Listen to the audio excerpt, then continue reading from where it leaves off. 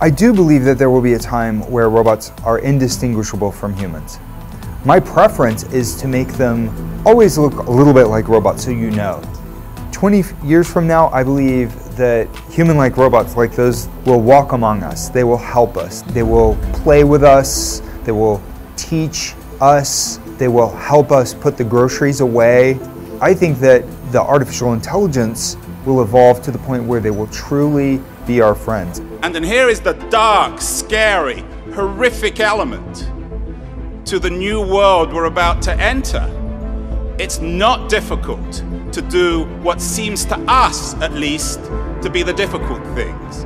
The bad news, and this is really bad news for most of you, and especially for your kids because they are trying to follow in your footsteps, is that this world is about to be swept away by the digital revolution. Machines will learn how to diagnose diseases.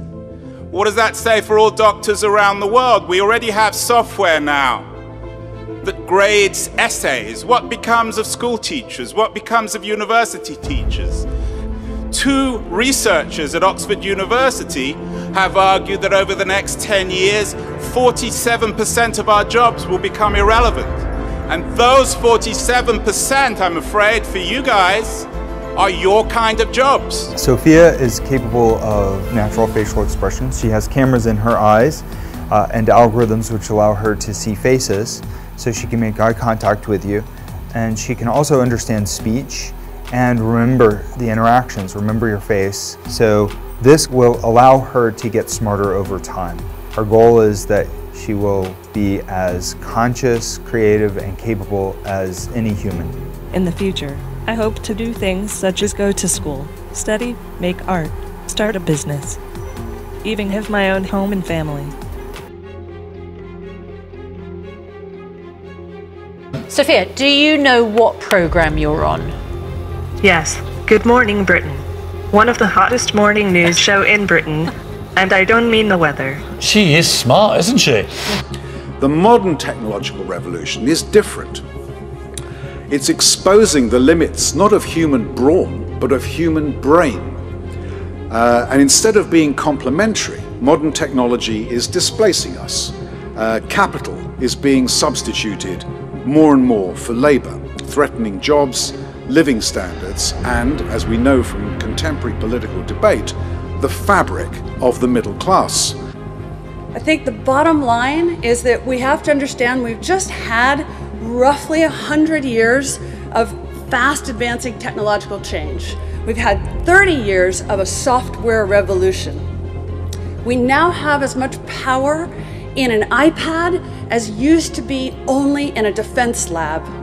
That is now at everyone's fingertips. And with that, we now commence a hardware revolution, physical items. This is all part of what new technology empowers us to do.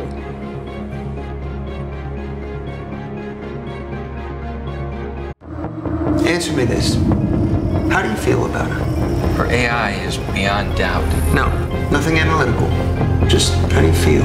I feel that she's amazing. What's it like to be alive in that room right now? I wish I could put my arms around you. Wish I could touch you. How would you touch me? How will human sexuality be impacted by technology? It's a topic explored in movies such as Alex Garland's Ex Machina and Spike Jonze's film Her. The future is upon us for sure, and I think that it's inevitable that humans and robots are going to coexist. Matt has been working on this prototype for many years. His company, Abyss Creations in San Marcos, is the leading seller of life-size silicone love dolls. Matt has been selling the dolls for more than 20 years.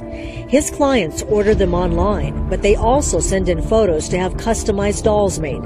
They are delivered in a large wooden box. Now, Matt wants to take the doll success a step further with Harmony, combining the silicone doll with realistic robotics. With the advent of talking to our phones, like we all do, all of a sudden the possibility became very real. In a recent essay you wrote for the Wall Street Journal, I thought one of the most interesting observations you made is that very lifelike sex robots capable of being designed to someone's specifications will become available. What sorts of applications will these robots have? They're already becoming available. It's really amazing how lifelike some of these machines, due to the technology of the materials the robots are made of and the internal workings of them.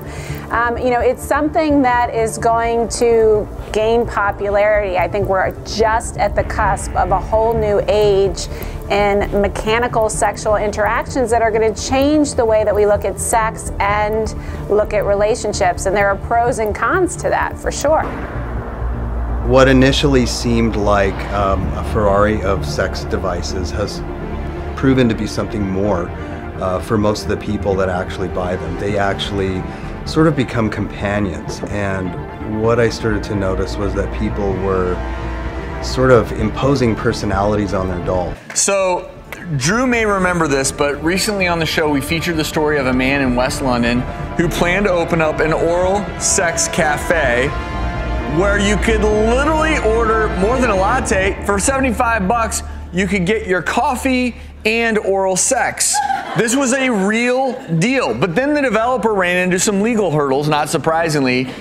So he figured out his own little loophole. He's going to use sex robots instead. You know, Bianca's a missionary? Well, was a missionary, right, sorry.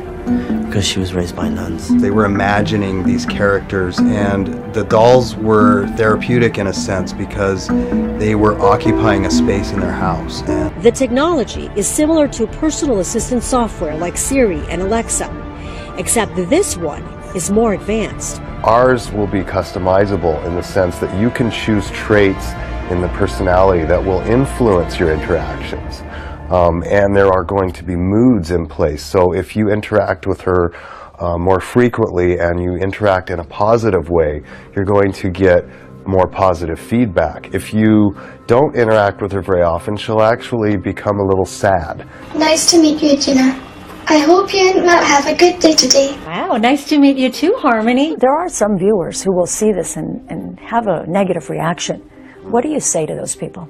I think that people do have a knee-jerk reaction when they consider the subject matter. They think, you know, that's so strange or that's so out there. I don't see a lot of danger in it. At the end of the day, we really are focusing on the positive benefits of interacting with technology and how can we use that technology to help people who may be emotionally suffering or lonely.